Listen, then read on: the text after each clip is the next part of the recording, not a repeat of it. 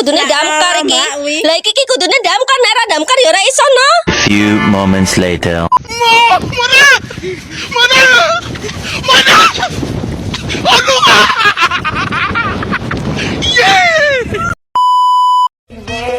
Just a feeling that I want it behind because it's something that is so just in my mind. I guess it goes that. Salah.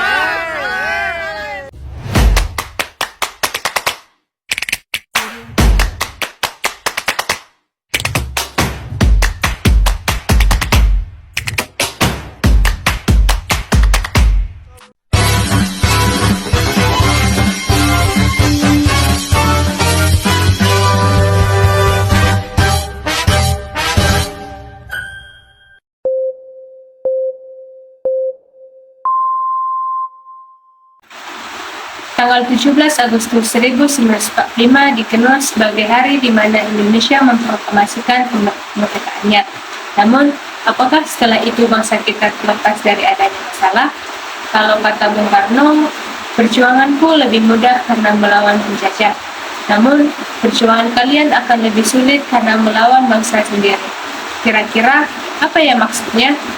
Kata-kata Bung Karno tersebut seakan mengingatkan bangsa kita untuk waspada terhadap ancaman dari bangsa sendiri. Pada kenyataannya, walaupun sudah terlepas dari penjajah, ternyata masih ada cobaan lain loh, yang gak lain dan bukan datangnya dari bangsa kita sendiri. Salah satunya adalah konflik dan pergolakan yang berkaitan dengan ideologi. Sebelum mendalami materi, kira-kira ada yang tahu nggak ya apa itu ideologi? Ideologi merupakan suatu gagasan yang disusun sistematis dan diyakini kemudian diwujudkan dalam kehidupan. Adanya ideologi ini ternyata bisa memicu adanya konflik loh, yang biasa disebut sebagai konflik ideologi.